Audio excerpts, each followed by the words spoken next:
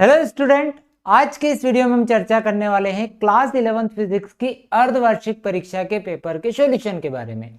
प्यारे विद्यार्थियों, अलग अलग संभाग में अलग अलग पेपर पूछे जाते हैं। इससे पहले वाले वीडियो में हमने एक संभाग के पेपर को समझाया। अब हम दूसरे संभाग के पेपर जिसका कोड है 1104-1838-31 को समझाएंगे। तो आइए शुरुआत करते हैं।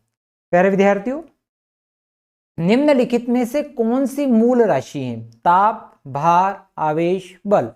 ठीक, बल, भार और आवेश ये सब व्युत्पन्न राशियां है। हमारा सही उत्तर है ताप। ठीक, स्थिति समय ग्राफ समय अक्ष के समांतर कब होता है? स्थिति समय ग्राफ समय अक्ष के समांतर। अब समय अक्ष के समांतर अगर स्थिति समय ग्राफ है तो वस्तु कौन सी अवस्था में एक समान गति में नहीं, एक समान त्वरित गति में हो नहीं सकती। कौन सी अवस्था होती है? विराम अवस्था में होगा। स्थिति समय ग्राफ समय अक्ष के समांतर कब होता है? तो विराम अवस्था में। एक व्यक्ति किसी बक्से को धकेलने का प्रयास कर रहा है परंतु बक्सा स्थिर है। बक्से और सतह के मध्य घर्षण बल की दिशा क्या होगी? भाई ये जैसे ये बक्सा है, इस बक्से पर जब आप बल लगा रहे हैं, ठीक है, तो आपके ठीक विपरीत दिशा में कौन सा बल लग रहा है? घर्षण बल। तो जो बल आप लगा रहे हैं एक्सटर्नल बल, और उधर से कौन सा लग रहा है? घर्षण बल। दोनों ही बल एक दूसरे को निरस्त कर देते हैं। तो एक व्यक्ति किसी बक्से को धकेलने का प्रयास कर रहा है परंतु बक्सा स्थिर है, तो बक्से और सतह के मध्य घर्षण की दिशा क्या होगी? व्यक्ति द्वारा लगाए गए बल की दिशा में नहीं होगी, व्यक्ति द्वारा लगाए गए बल की दिशा के विपरीत होगी। ये आपका सही जवाब। यदि 50 न्यूटन का बल किसी वस्तु पर लगाया जाए तो वह बल की दिशा में 2 मीटर चले तो किया गया कार्य होगा। यहां आपको एक तो बल दिया गया है और एक आपको विस्थापन दिया गया है। बल और विस्थापन का जो गुणनफल हो जाएगा, कितना हो जाएगा? यहाँ पर 50 गुणा 2 यानी कि सीधे सीधे 100 जूल।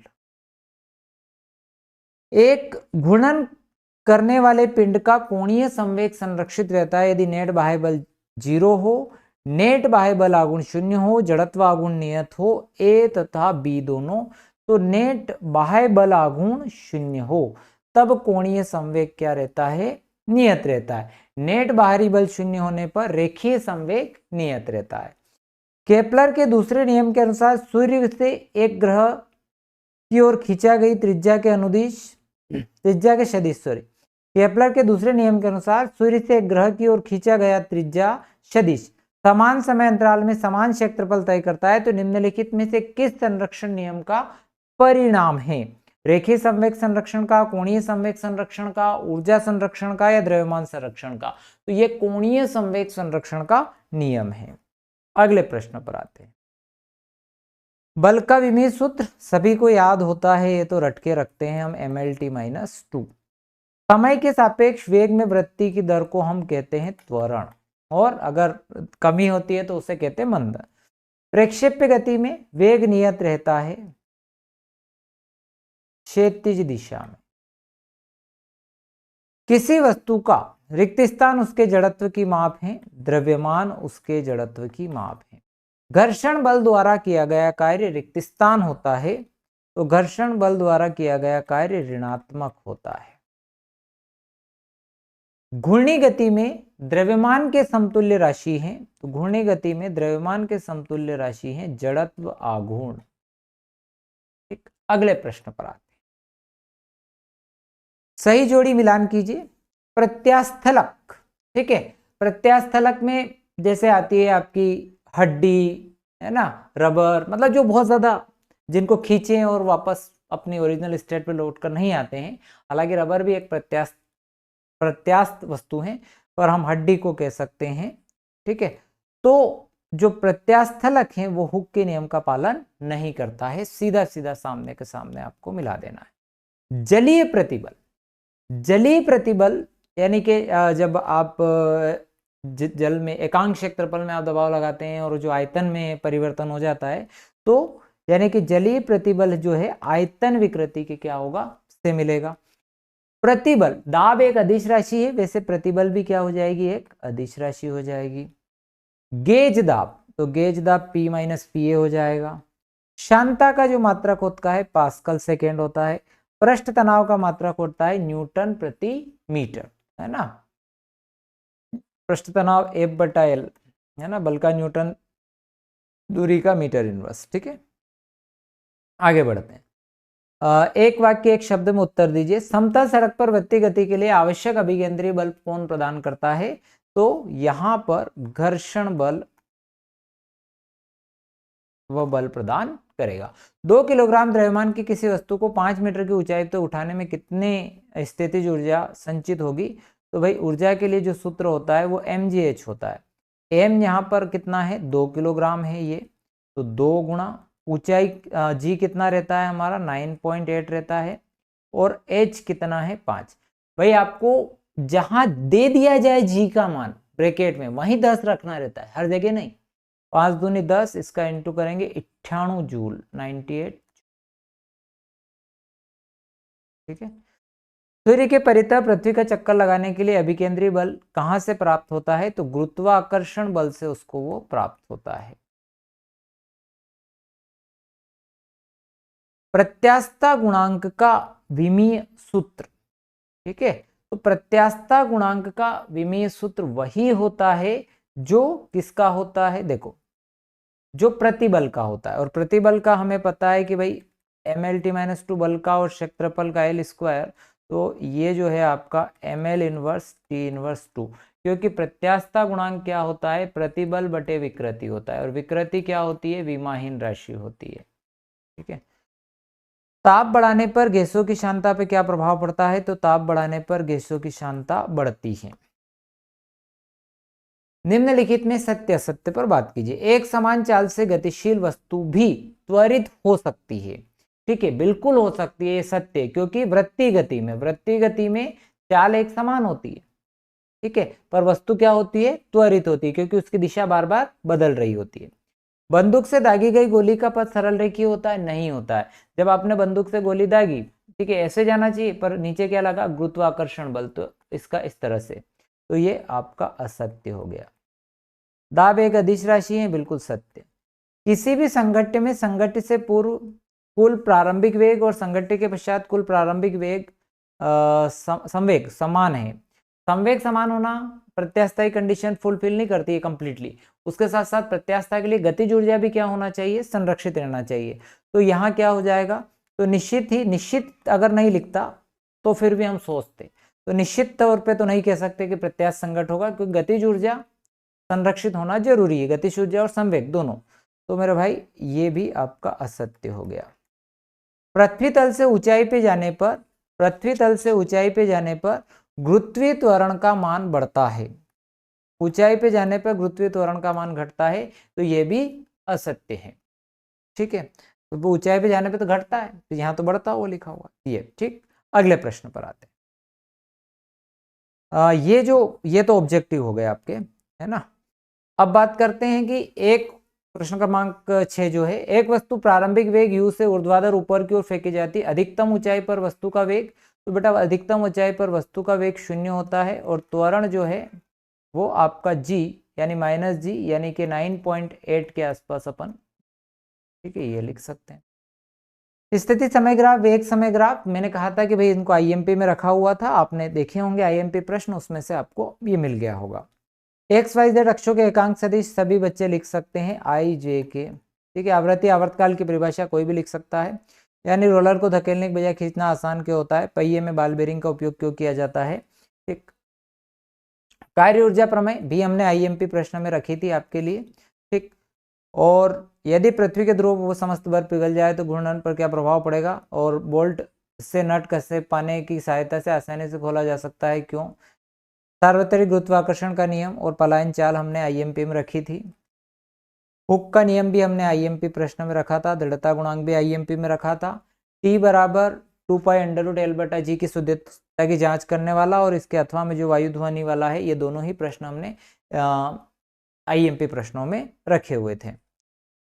अब सवाल है कि भाई कोई कार एक समान त्वरण से त्वरित होकर 5 सेकेंड में, समय है आपके पास 5 सेकेंड का, और 18 से 36 किलोमीटर की चाल प्राप्त कर लेती है, तो कार का त्वरण ज्ञात कीजिए। बेटा जो आपको वेग यहाँ दिया गया वो पहले दिया गया 18 किलोमीटर प्रति घंटा, फिर जो वेग उसने प्राप्त किया 36 किलोमीटर प्रति घंटा। तो 18 को आप लिख सकते हैं 5/18 यानी कि 5 मीटर प्रति सेकेंड, और 36 गुणा 5/18, इसको 18 दूनी 36 यानी 10 मीटर पर सेकेंड, ये अंतिम वेग हो गया। और समय कितना बोला था? 5 सेकेंड का समय था आपका, 5 सेकेंड का। क्या ज्ञात करना? त्वरण। ठीक है, तो त्वरण के लिए गति के पहले समीकरण से v minus you upon T, v हो गया 10, 10 माइनस 5/t 5, 5/5, तो बेटा आया 1 मीटर पर सेकेंड स्क्वायर, ये वाला हो गया। अथवा में था कि एक समान त्वरण से गतिमान किसी पिंड के चौथे और पांचवें सेकंड में अंतराल के बीच तय की गई दूरी में संबंध व्यक्त कीजिए। देखते हैं इस संबंध को भी क्या है। तो कौन सा सेकंड बोला इसने अपने को? बोला हमें, इसने कहा कि भाई चौथे और पांचवें सेकंड के अंतराल के बीच, चौथे और पांचवें सेकंड में। तो जब चौथे सेकंड की बात करेंगे तो जब भी आपको इस तरह के सवाल आते हैं तो 2t-1 ये वाला सूत्र अपन यूज करते हैं। अब आपको चौथा सेकंड बोल दिया तो u प्लस 1/2 कितना हो जाएगा? 4 दूनी 8 माइनस 1 7/2a, तो u प्लस 7/2a, ये आपकी एक समीकरण हो जाएगी, है ना। ये फोर्थ सेकंड की बात करें। और फिर कौन से में बोला? पांचवें में। तो पांचवें में भी वही, यहाँ कितना आ जाएगा? 1/2a, 5 दूनी 10, 10 माइनस 1 9/2a, 9/2a। अब इनको आप निकालेंगे S5 माइनस S4, तो इसमें से आप माइनस करेंगे 9/2a minus u minus 7/2a, u से u कैंसल, 9/2 में से इसको करेंगे तो 2/2a, 2 से 2 कैंसल a। ठीक, ये आपका इनके बीच का संबंध है। ठीक, और क्या प्रश्न था कि प्रत्यास्थ अप्रत्यास्थ संगठन में, तो जैसा मैंने आपसे कहा था कि ये आपको तैयार करना है। अदिश गुणनफल के नियम मैंने आईएमपी प्रश्न में आपको बताए थे। ठीक, द्रव चलित लिफ्ट के सिद्धांत कार्यविधि, पृष्ठीय ऊर्जा और पृष्ठ तनाव में संबंध, पृष्ठ तनाव हमारा आईएमपी में था। आगे बढ़ते हैं कि बेटा सवाल था कि उन उन्नयनों के लिए जिनके मान 45 डिग्री के बराबर मात्रा में अधिक या कम हो तो परास के बराबर होता है, इस कथन को सिद्ध कीजिए। ये बहुत सरल प्रश्न है। ठीक है, इसके लिए आपको क्षैतिज परास का सूत्र याद होना चाहिए, ये वाला सूत्र होता है sin 2θ/g। प्यारे विद्यार्थियों, करना ये है कि आपको भाई 45 से कम और 45, तो मैं बात कर लूँ 45 प्लस अल्फा और 45 माइनस अल्फा ले लेते हैं थीटा को। तो जो प्रारंभ में अपन ले लिया, अपन ने मान लो 45 प्लस अल्फा, तो 2 इंटू 45 प्लस अल्फा, 2 का इंटू करेंगे तो u वर्ग sine 90 plus alpha upon g. तो फॉर्मूला हो गया u वर्ग sine 90 plus theta, sine theta ही होता है। इसी टाइप से आप R2 भी निकालोगे तो u वर्ग, अब वहाँ पर 45 माइनस अल्फा करेंगे, अंतर कुछ नहीं आना है, तो ये 90 माइनस अल्फा अपॉन जी हो जाएगा। तो ये भी आएगा u वर्ग साइन वर्ग अल्फा अपॉन जी। दोनों ही के सूत्र क्या है? एक ही आए। अर्थात हम कह सकते हैं कि भाई दोनों ही परिस्थितियों में इनके मान क्या होते हैं? एक समान होते हैं। ठीक, ये सिद्ध कर दिया अपन ने। अभिकेंद्रित त्वरण आया, इसके ऊपर व्यंजक आया 200 किलोग्राम। अब सवाल है 200 किलोग्राम द्रव्यमान का एक 20 मीटर पर सेकेंड के वेग से आ रही, है ना। अब ये जो सवाल है इसको भी देखते हैं।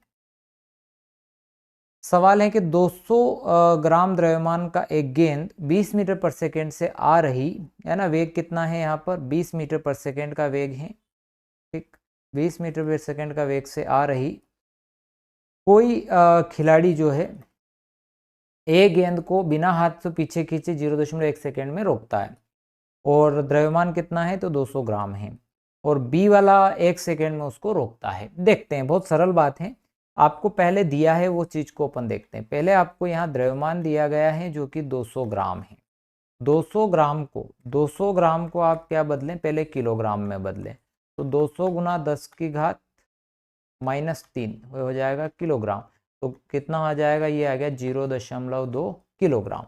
ठीक, द्रव्यमान हो गया। फिर हमको यहाँ 20 मीटर पर सेकेंड का वेग दिया है, वेग फिक्स है आपके पास, 20 मीटर पर सेकेंड के वेग से आ रही है। हालांकि फाइनल वेग आपके हाथ में आने के बाद 0 मान लेंगे अपन। खिलाड़ी ए है ना, गेंद को बिना हाथ पीछे खींचे, तो खिलाड़ी ए का टाइमिंग है, खिलाड़ी ए का जो टाइम है, खिलाड़ी ए का जो समय है वो है 0.1 सेकेंड। तो अब हम बात करें खिलाड़ी ए के लिए,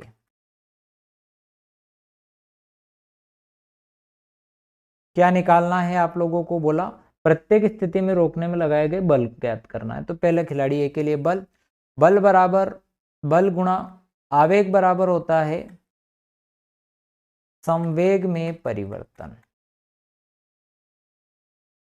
अब संवेग में परिवर्तन निकालना है तो आप क्या करो, देखो एक अंतिम वेग तो 0 है, तो अपने पास एक ही वेग है तो mv इक्वल ले लो इसके, तो द्रव्यमान गुणित वेग, तो द्रव्यमान कितना है 0.2 और समय कितना लगा था यहाँ पर 0.1 सेकेंड का, तो इससे हट गया, तो 20 दूनी 40 न्यूटन। ठीक, फिर हम बात करें खिलाड़ी बी के लिए, है ना, जब खिलाड़ी बी की बात कर रहे हैं तो F बराबर वही संवेग में परिवर्तन 20 गुना, अब आपका जो टाइम है जो 20 गुना, अब वेग कितना है वही 0, द्रव्यमान कितना है 0.2, वेग तो 20 है, उसके बटे में समय कितना आया 1 सेकेंड, खिलाड़ी बी को कितना लगा 1 सेकेंड का समय, 1 सेकेंड में रोक रहा है, तो हल करेंगे तो ये कितना आ जाएगा 4 न्यूटन। ठीक है, ये आपका प्रश्न था। तो रोकने में लगाए गए बल की गणना कीजिए, तो जो जितना ज़्यादा समय लेता है उसको उतना ही कम बल उसके ऊपर लगता है, तो स्वाभाविक सी बात हो गई।